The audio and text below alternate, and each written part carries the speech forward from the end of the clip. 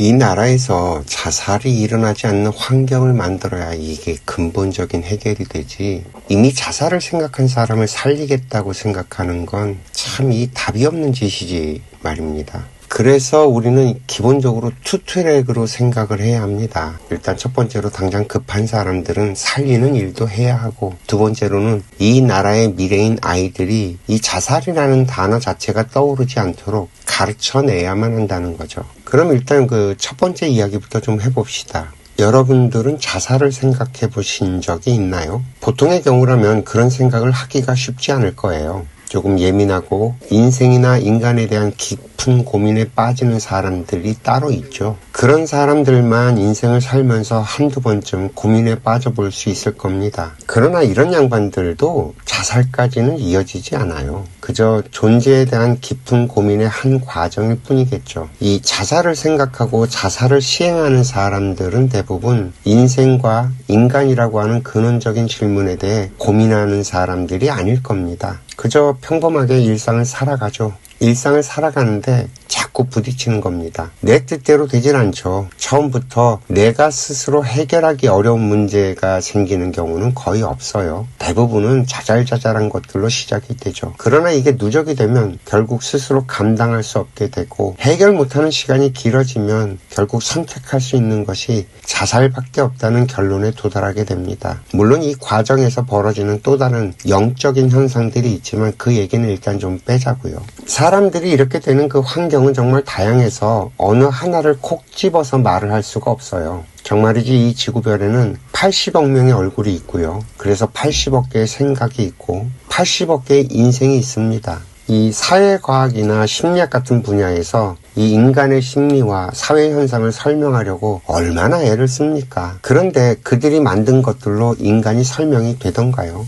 아마도 거의 대부분의 사람들은 나는 저거랑은 좀 달라, 나는 그 틀에 맞지 않는 것 같아 라고 할 겁니다. 요즘 유행하고 있는 MBTI도 딱 그렇잖아요. 그 틀 안에 나를 우겨넣기는 하지만 그걸 내 성격이라고 인정하고 사는 사람은 거의 없을 거예요. 그저 표면적으로 나를 설명할 때 사용하거나 또 상대방을 쉽게 이해하는 정도로 사용을 할 뿐이겠죠. 그만큼 우리들의 생각은 다 다릅니다. 한 사람도 똑같은 사람이 없어요. 따라서 자살을 생각하는 사람의 그 심리를 우리들은 이해할 수가 없습니다. 이해할 수 없으니까 접근할 수도 없죠. 뭘 어떻게 해줘야 할지를 모르니까 가까이 하기에도 어렵습니다. 대부분 우리들이 이 문제를 대수롭지 않게 취급을 하거나 불편하다는 이유로 외면을 한 결과 우리나라의 자살률은 꾸준하게 오르고 있고 청소년 사망률 1위를 자살이 차지해버린 지 이미 오래입니다. 그러니 젊은 사람들이 결혼도 안 하고 아이도 안 낳는다고 이야기를 할 게 아니라 이미 잘 낳아놓은 그 아이들이라도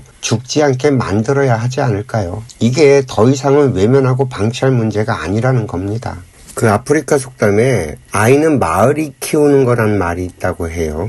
참 와닿는 말이에요. 제가 자랄 때만 해도 저 말이 우리들의 일상이기도 했습니다. 어떤 아이가 잘못된 행동을 하게 되면요, 마을 어른들이 뭐라고 했고 그 이야기는 결국 부모님 귀에 들어갔으니까요. 그런데 지금 우리 사회는 어떻죠? 당장 나에게 피해가 오지 않는다면 그 누가 뭔 짓을 해도 외면하거나 방치를 합니다. 물론 이렇게 된 데는 이유가 있죠. 언제부터인지 모르지만 남의 일에 잘못 간섭했다가 정말 개피 보는 일들이 비일비재하게 벌어진 거죠. 우리가 그걸 외면하려고 외면한 게 아니라 외면하는 게 차라리 나으니까 외면하기 시작을 한 거예요. 이런 사회 분위기가 알게 모르게 만들어졌다는 거죠. 대부분 그 원인의 시작은 부모, 특히나 엄마 쪽에서 시작이 됐을 거예요. 자기 아이를 보호한다고 애들이 그런 것에 접촉하지 못하게끔 막았을 거고요. 그렇게 성장한 아이들이 이 사회의 구성원으로 차츰차츰 자리매김을 하면서 남의 일에는 참견하지 않는다는 이런 문화들이 만들어졌을 겁니다. 이건 누구 탓을 할 수도 없어요. 언제부터인지 모르지만 차츰차츰 개인화가 돼버린 거니까요. 일단은 진단은 바르게 해야 그 해법을 찾을 수 있습니다. 이렇게 우리가 외면 아닌 외면을 하게 되면서부터 점차 이 나라는, 우리 사회는 온기를 잃어버렸습니다. 이제는 그 누구도 발벗고 나서서 뭔가를 하려고 하질 않죠. 일단 여기까지가 우리들의 현실입니다. 그런데 여기에서부터 문제가 발생을 하기 시작을 했어요. 자꾸 사회적인 문제들이 여기저기에서 터지기 시작을 한 거죠. 수많은 문제들 가운데 하나가 바로 청소년 자살률 1위라는 문제인 겁니다. 근데 이게 청소년만의 문제도 아니에요. 지금은 그 노인들 고독사도 지금 경고음을 울리고 있고요. 얼마 전 뉴스를 보니까 40, 50대들의 자살률도 정말 급격하게 올라가고 있다고 합니다. 지금 대한민국은요, 살고 싶지 않은 나라가 되어가고 있다는 말입니다. 참 이게 한쪽에서는 데몬터스가 대박을 치면서 K-팝, K-드라마, K-콘텐츠를 이야기하면서 전 세계가 대한민국을 부러워하기 시작한다는데, 또 AI 영역에서도요, 미국, 중국 다음으로는 한국이라고 정말 난리도 아닌데, 정작 우리들은 이 부자들이 이 나라를 떠나고 있다는 뉴스가 나오고 있고요. 사람들은 자꾸만 더 이상 살 수 없다면서 죽음을 선택해 갑니다. 이 양극화 현상을 지금이라도 바로잡지 않으면 우리들의 미래는 발목이 잡혀서 더 이상 한 발 앞으로 나아가지 못할 겁니다. 정말이지 더 이상 외면할 문제가 아니라는 거예요. 그런데 문제는 우리가 해법을 못 찾고 있는 거죠. 이게 문제라는 건 누구나 다 알죠. 이구동성으로 문제를 해결해야 한다고 할 거예요. 그런데 해법을 못 찾고 있는 거죠. 왜 그럴까요? 이 문제는 우리들의 인식의 변화가 있지 않고는 해결될 수 없는 문제라서 그럽니다. 작년이었던가요? 그 전 세계은행 총재를 지내셨던 김용 박사가 우리나라에 와갖고 이 자살 문제를 거론하면서 더 이상 방치하면 안 된다고 하면서 재단을 만드셨어요. 그 마인드 SOS라고 하는 건데, 이 단체에서 하는 일이 바로 우리들의 인식을 변화시켜야 한다는 겁니다. 그래서 나름 바이럴 마케팅이라고 하는 것들을 하면서 그 활동을 하고 있기는 한데, 그 활동이 눈에 띄질 않죠. 왜 그럴까요? 이 자살이라는 단어에 대한 우리들의 부정적인 생각 때문이에요. 참 이상하게도 우리들은 죽음과 자살이라는 단어에 대해서 거부감이 굉장히 강합니다. 이야기 주제로 가급적 피하죠. 아무도 이 이야기를 하려고 하지 않습니다. 그러니 바이럴이 될 수가 없는 주제인 셈이죠. 그럼에도 불구하고 저는 이 방향성만은 잘 잡았다고 생각을 했어요. 우리들의 인식 변화가 생기지 않으면 이 문제는 결코 해결되지 않으니까요. 일단 우리들의 인식 변화가 필요한 거는요, 자살, 죽음이라는 문제가 아닙니다. 우리들의 사회 전반에서 벌어지고 있는 개인주의가 문제인 거죠. 어떤 사람들은 이 아파트 문화가 이런 개인주의 문화에 불을 지폈다고도 합니다. 뭐 틀린 말도 아니에요. 아파트 참 편하죠. 문 닫고 들어가기만 하면 그 누구도 침범할 수 없는 나만의 영역이 됩니다. 정말 안전하게 살 수 있는 주거 환경인 셈이죠. 덩달아서 편리함도 따라왔어요. 이 단독일 때는 내가 관리를 해야만 했던 집들이 이제는 공동관리로 내가 직접 매달리지 않아도 해결이 됩니다. 이 아파트를 여성들이 선호하는 데는 다 이유가 있었던 거죠. 문제는 우리들의 정서적인 단절이에요. 편리해진 만큼 단절이라는 대가를 치르게 된 겁니다. 뭐 이런 얘기야 다 알죠. 우리가 몰라서 그러는 건 아닐 거예요. 단지 용기가 없는 거죠. 아이고 뭐 내가 나서면 달라지겠냐는 거죠. 나 혼자의 힘으로 이 세상이 변하지 않는다는 걸 우리들은 다 압니다. 그러니까 혼자서 뭘 어쩌라는 거냐고 자포자기를 하게 되는 거죠. 그래서 저는 이 바이럴이 좀 필요하다고 본 거예요. 근데 문제는 이 바이럴이 죽음이라든가 자살 같은 주제로는 참 그래요. 섬뜩하죠. 이럴 때 필요한 말이 있습니다. 성농격서. 우리는 자살을 막겠다거나 죽음을 막겠다고 하는 이야기를 할 필요가 없습니다. 단지 그저 조금만 더 친절하자는 말을 좀 하면 될 것 같아요. 그리고 나라도 좀 친절합시다. 이 구호가 바이럴이 되면 우리 사회는 좀 더 가벼워질 겁니다. 우리 사회가 가벼워지기만 하면요, 우리를 짓누르는 삶의 무게가 더 가벼워질 거고요. 연쇄적으로 이 죽고 싶다는 생각들이 서서히 옅어지고 사라져 갈 겁니다. 친절합시다. 일단 이것만 하면 됩니다. 그렇다면 우리들이 어떻게 해야 친절할 수 있을까에 대한 이야기를 좀 해봐야 되겠죠. 일단은 우리가 뭔가를 원한다고 해도 그게 잘 되질 않죠. 공부를 잘하고 싶지만 공부가 잘 되지 않고요. 다이어트를 하고 싶지만 다이어트가 잘 안 되고요. 운동을 좀 하고 싶지만 번번이 하다 말다 반복이 되고요. 또 부자가 되고 싶지만 그게 뜻대로 잘 안 되고 말이죠. 우리가 뭔가 바라는 건요, 그게 내 맘대로 안 되기 때문입니다. 내가 잘 다뤄내지 못하는 것이라는 말이죠. 이 친절도 똑같아요. 내가 친절해야지 한다고 이 친절이 뚝딱 이루어지지 않습니다. 내가 친절하게 굴다가도요, 사람들 꼬라지를 보면 아유 참 이게 뭔 짓인가 싶어지는 순간이 계속해서 생기거든요. 마치 나만 등신이 되는 것 같고 말이죠. 특히 양보가 그래요. 한 번 양보했다가 쭉 뒤로 밀려나는 경험을 하게 되면 정말이지 두 번 다시 양보하고 싶은 마음이 싹 사라집니다. 이런 경험들이 축적되다 보니 오늘날 같은 우리들의 사회가 만들어진 거예요. 특히나 그 약자에게 양보를 하라고 사회에서 강요하는 듯한 구호들이 넘쳐납니다. 지하철, 버스, 그리고 심지어 주차장에서도 말이죠. 그런데 이게 뭔가 좀 이상하지 않나요? 그걸 억지로 강요한다는 게.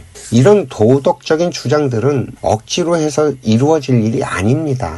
그저 우리가 원리를 이해하면 내가 그냥 좋아서 저절로 될 것들이에요.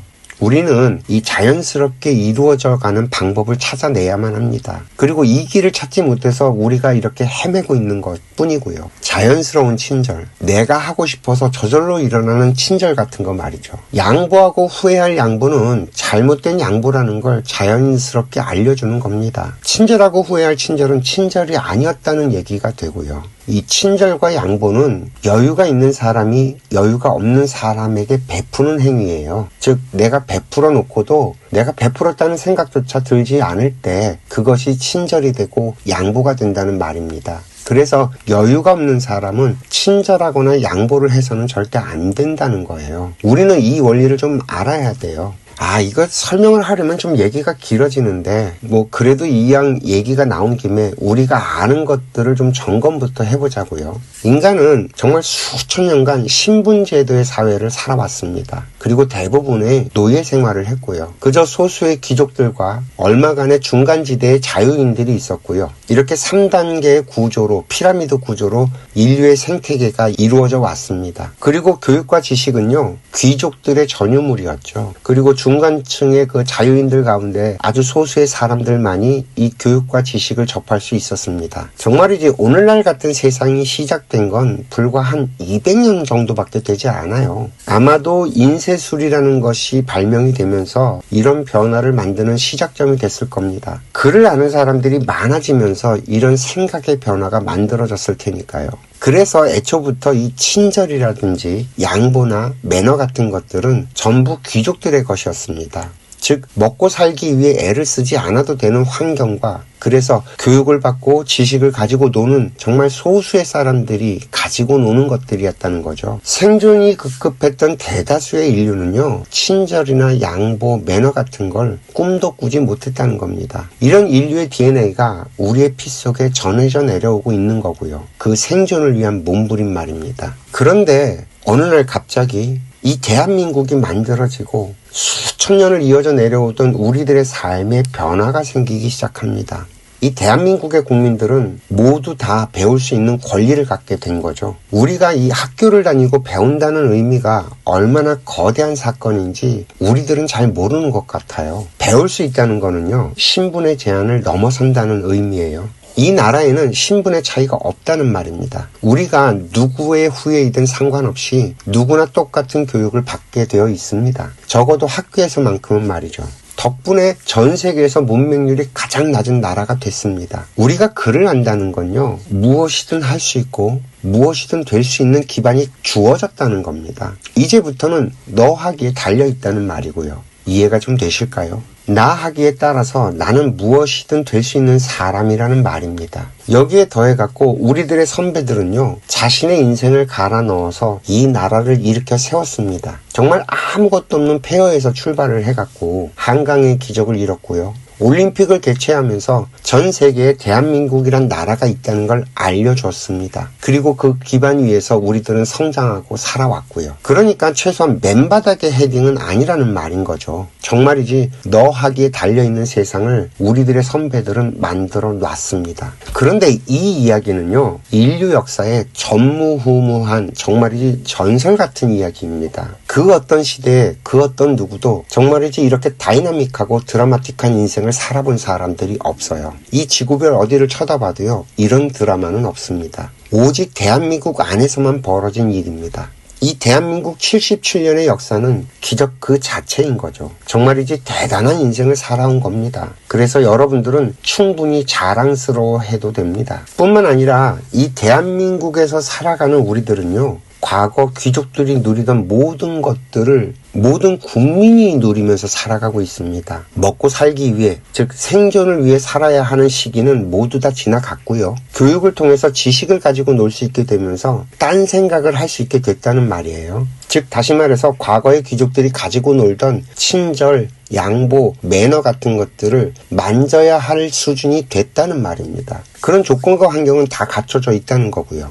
한번 상상을 해보자고요. 과거 어느 왕조의 임금이나 황제나 왕들이 지금 우리가 먹는 한 끼 식사 같은 걸 먹었을까요? 우리들이 카페에서 먹는 그 브런치에는요, 그 어느 누구도 누려보지 못한 전 세계의 곡물들과 과일들이 차려져 있는 겁니다. 이제 좀 보이세요? 여러분들은 과거의 황제들이 누리는 것보다 더 많은 걸 누리면서 살아가고 있는 거예요. 그런데요, 과거의 귀족들은 그 많은 걸 누리는 대가로 나라를 걱정하고 백성들을 보살피고 수많은 일들을 처리하면서 살았어요.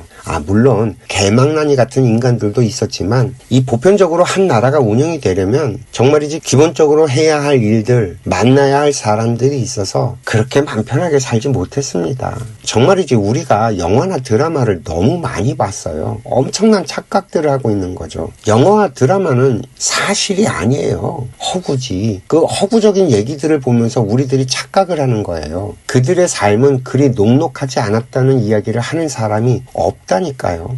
이 풍요의 대가는 분명히 있습니다. 반드시 의무로 다가오죠. 지금 우리들이 누리는 이 풍요 역시 대가가 있습니다.